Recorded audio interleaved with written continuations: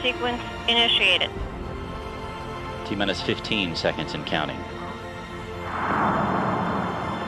T-minus 10, 9, 8, 7, 6, 5, 4, 3, 2, 1. Turbopump at light speed. Liftoff. Liftoff of a Soyuz TMA-05M carrying Sonny Williams, Yuri Malenchenko, and Aki Hoshide on a 2-day journey to the International Space Station. All of their launcher parameters are nominal.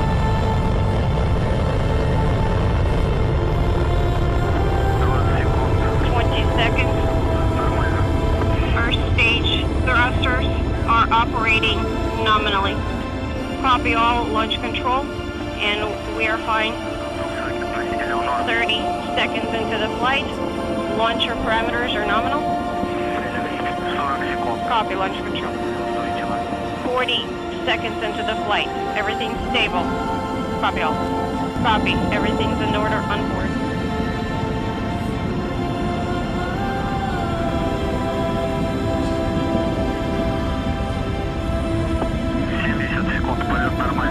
Seconds into the flight, everything's nominal. Copy. For stages 1 and 2 are operating nominally. Copy.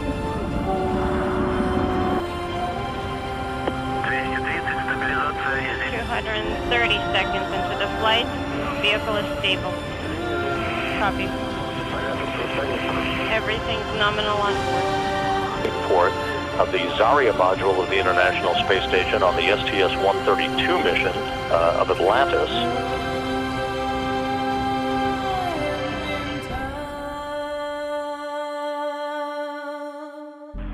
You can see the Core's automated rendezvous system, the crosshairs in this engineering view, just about perfectly aligned with the docking target on the Rassvet module. Rate is normal, standing by for contact. Capture confirmed. Docking confirmed. Docking confirmed at 11:51 p.m. Central Time, 12:51 a.m. Eastern Time over northeast Kazakhstan.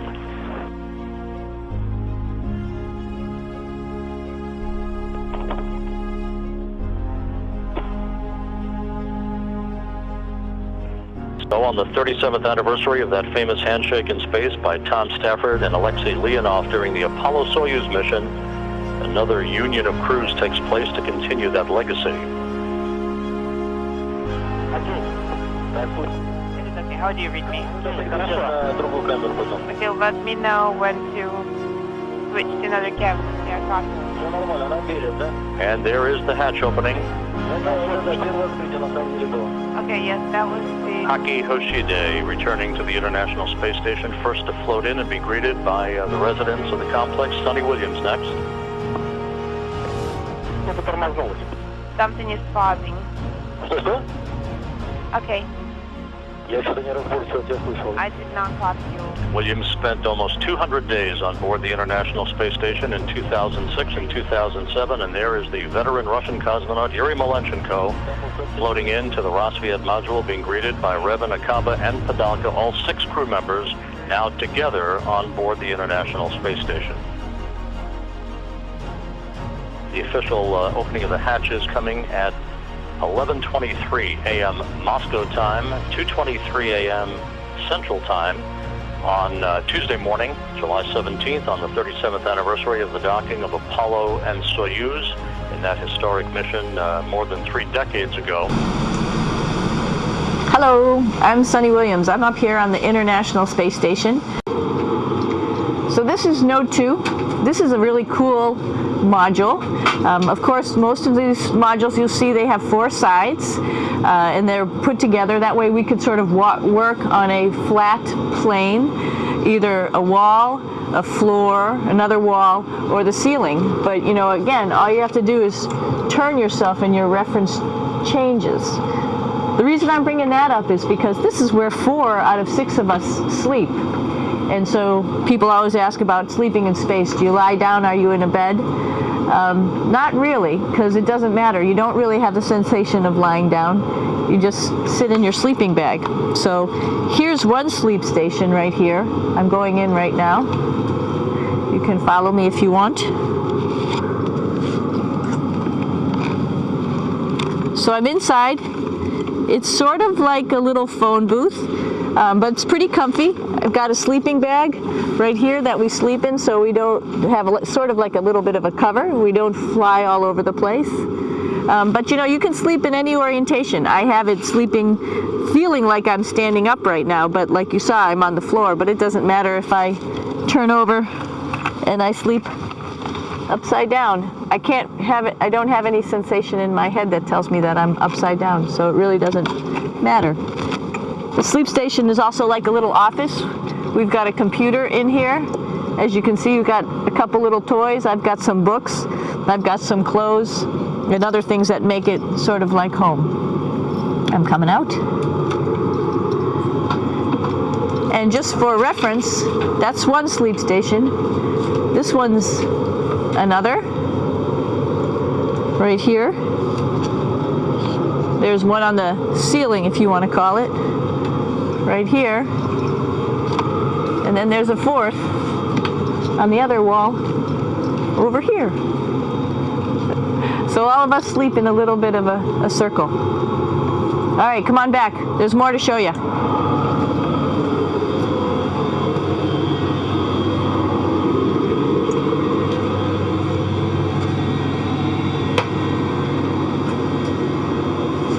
Here we are in the U.S. laboratory. Again, this is a laboratory with science experience on all of the walls here, all sorts of stuff that we do. And one of the things we also do is we exercise. We have some exercise equipment on board the space station. We need to do that because we lose bone density and muscle mass while we're up here, and that's a result of not having to fight against gravity. So how we keep ourselves in shape are with a bike, a treadmill, and a weightlifting machine. This is the bike. You notice the clip pedals. So all you need to do is actually clip your feet in, and then you can start pedaling.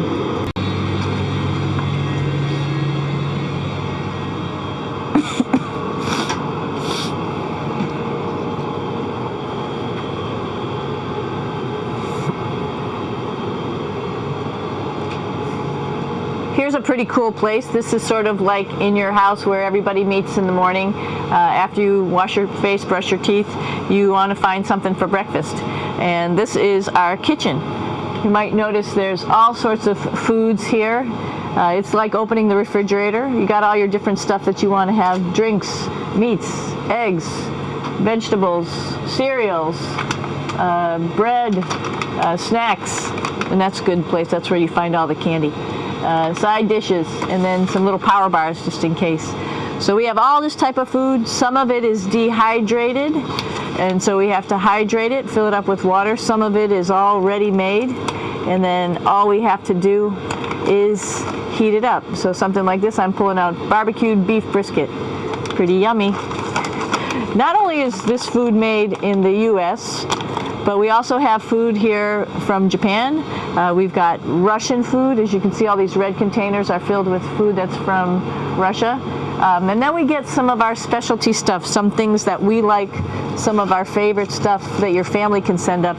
In fact, I like fluffernutters, and so I got sent up some fluff so I could make my fluffernutter with peanut butter. So you have a lot of food up here, no problems.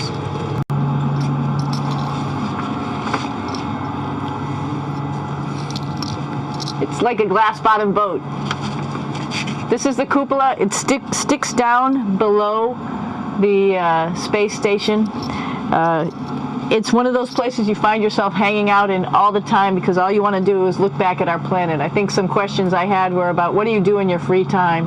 And you can't help but want to just come to the cupola and look outside as much as you can. And a lot of folks, I play this game with myself about where we're flying over the Earth. I try to come in here and just guess. After being here for a little while, you can sort of figure it out. You can tell different cloud types over different continents. You can tell different soil types over different continents. So let's see. And then, of course, there's a lot of ocean. So usually we're over the ocean at first glance. I will tell you in just a moment where we are.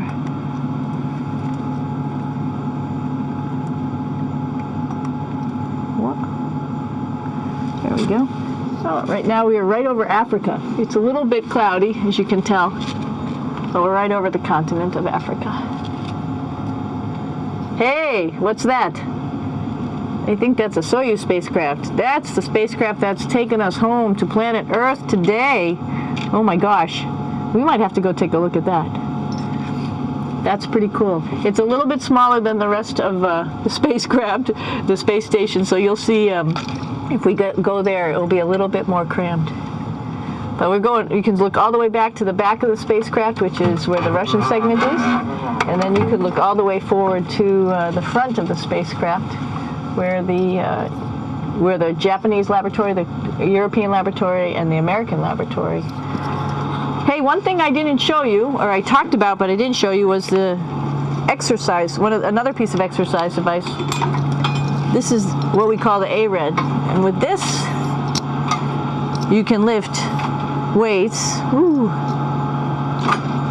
based on vacuum in these cylinders, just like you do at home at a gym.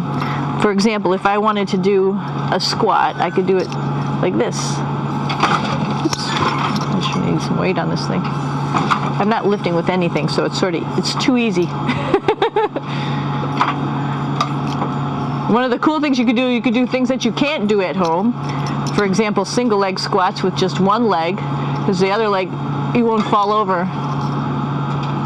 So all sorts of stuff. You can also do bench press.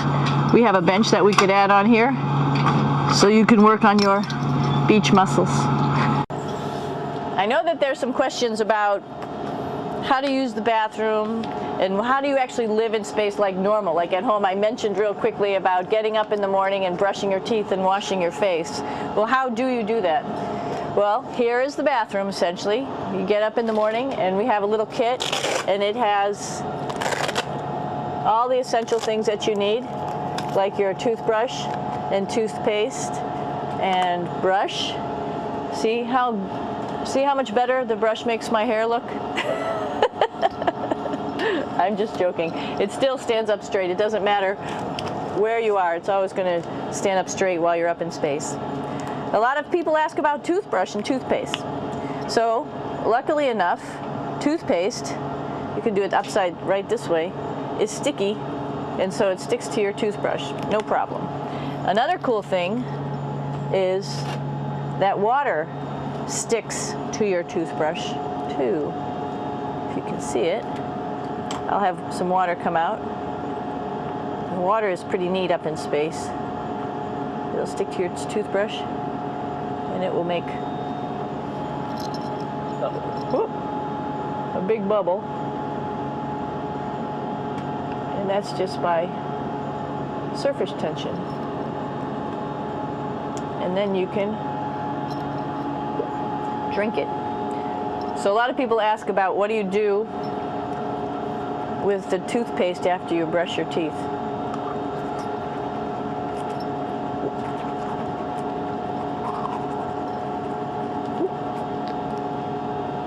Two options. Swallow it, and it's sort of like mouthwash, but it tastes a little gross. Or you can just spit it out in a paper towel, and then you don't have to worry about it. Swallowing thing I wouldn't recommend at home. I'm only up here for 4 months, so it's not that bad. One of the most pressing questions about living in space, of course, is the bathroom. So let's take a look at that little piece of work. Come on in.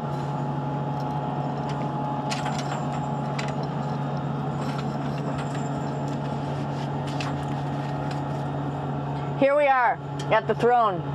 This is awesome. You might see the little, you might have noticed the little moon on the outside. This is our orbital outhouse right here.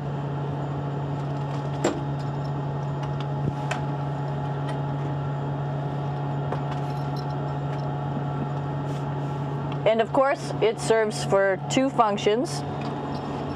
Number 2, right here. I'll show you. But you see it's pretty small, so you have to have pretty good aim, and you be ready to make sure things get let go the right direction. And it smells a little bit, so I'm closing it up. And that's, of course, for number 2. And this guy right here is for number 1. So they're sort of two slightly separate functions, but you can do essentially both by hanging on right here and doing number 1 and number 2. I might add it's color coded, so you really don't get it mixed up, which is nice. This is yellows for number 1. And also there's a selection of paper. People always ask about toilet paper. What do you do with toilet paper? What kind of toilet paper do you have? We have gloves, just because sometimes it does get messy. We have some Russian wipes, which are a little bit coarse if you like the coarse type of toilet paper. We have some nice tissues, which are nice and soft if you like soft toilet paper. We have Huggies, just for any cleanup. You know, we were all babies once, and this sort of helps. And then if things get really out of control, we have disinfectant wipes, just to make sure we clean up here. Because, you know, just like the water I showed you, the number 1 stuff can sort of go all over the place if you don't aim correctly. And did I mention both of these have a little bit of suction, so they should keep things going in the right direction. But like I said, sometimes things get a little out of control if you are out of control yourself flying around. So we have lots of protective stuff. And of course, you do have your privacy. There's a little door. From the Rassvet module to the Soyuz spacecraft, now saying farewell. Aki Hoshide, who has spent 4 months on board. There is Suni Williams.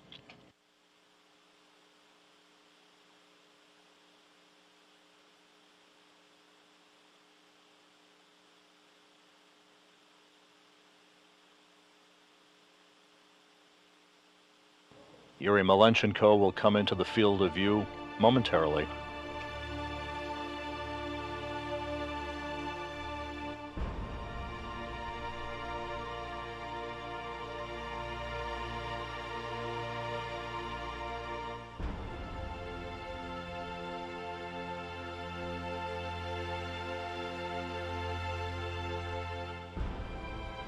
Hugs and handshakes as Malenchenko says goodbye to his Russian colleagues. A final wave from the crew as they are now all inside the Soyuz spacecraft, ready to close hatches and begin all of the preparations for undocking that is scheduled 3 hours, 10 minutes from now at 4:26 p.m. Central Time. For the undocking command that will be issued by flight controllers at the Russian Mission Control Center in Korolyov, that will initiate the opening of hooks that have held the two spacecraft together, the Soyuz with the International Space Station's Rassvet module. Springs on both sides of the docking interface then will push off against one another at 4:26 p.m. Central Time to induce physical separation that will be followed 3 minutes later by a separation burn of about 15 seconds in duration to begin an opening rate for the Soyuz that ultimately will carry it to a distance of 12 kilometers away from the International Space Station for the deorbit burn that will begin the journey home for Williams, Malenchenko, and Hoshide.